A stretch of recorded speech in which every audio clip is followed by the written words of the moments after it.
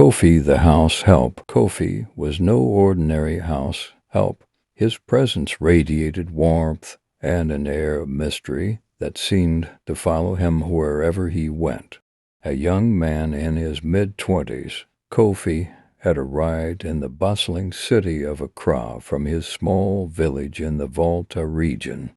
His quiet demeanor and unwavering dedication quickly earned him a place in the heart of the Amankwa family. The Amankwas, a well-to-do family living in a spacious two-story home in East Legon, had been struggling to keep up with their busy lives. Mr. Amankwa was a businessman constantly traveling for work, while Mrs. Amankwa balanced her career as a doctor with raising their two children, Nana and Afia.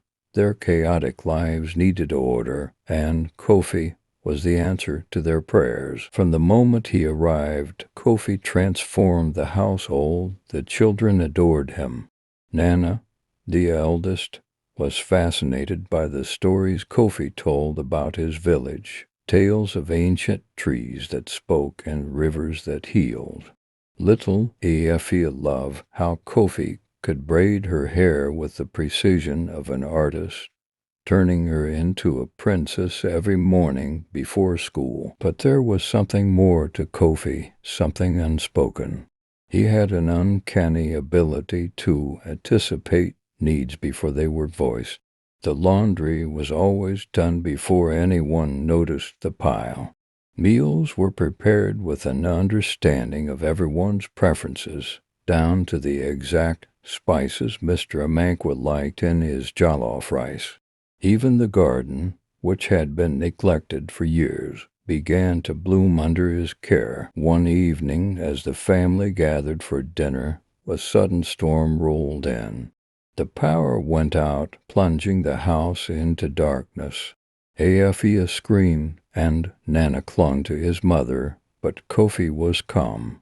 "No need to worry," he said, lighting a lantern he seemed to have retrieved out of nowhere. As the rain poured outside, Koffi began telling a story about his childhood.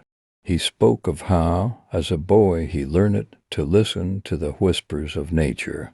"The wind carries secrets if you listen closely," he said, his voice calm and reassuring. The children, who had been terrified moments before, were now entranced. Even Mr. and Mrs. Amankwa found themselves drawn into his tale. But there was one thing: Koffi never spoke of his past. The Amankwas knew little about his life before he came to them.